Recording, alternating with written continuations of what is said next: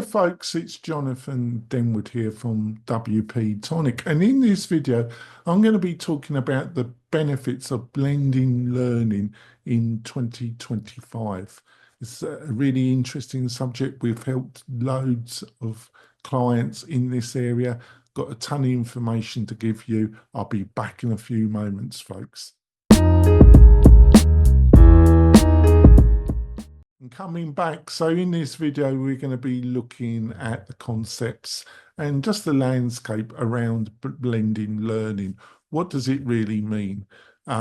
So it's got quite a tradition. I think it actually established itself with modern communication mediums just before, between the First and Second World War. I think you had people using radio and with correspondence courses to some degree. But I think it really started to develop after the Second World War in the late 50s, early 60s.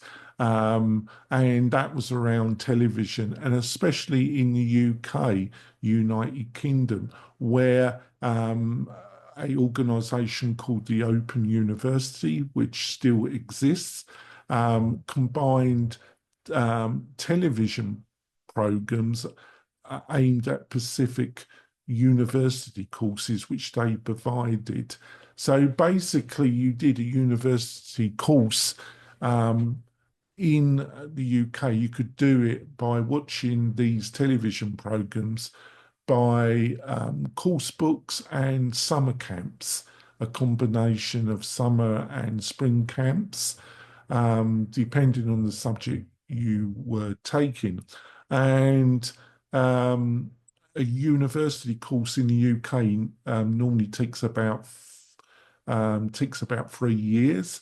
These open university courses normally took about 4 to 5 years to take.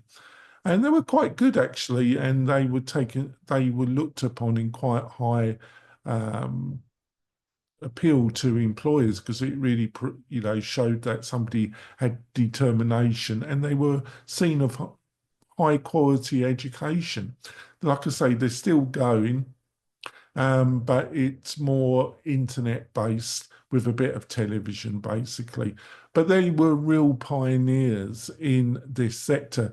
Now, in America and also to some degree in the UK, you had the growth of online university, especially with Phoenix and other private education universities in the US. And this has expanded into a very large sector.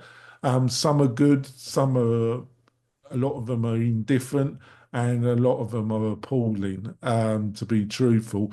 But that's not down to the medium, that's down to the business ethics of the various online universities out there. State and more accredited universities have also adopted online courses and courses that you take solely online. So it is an extended field.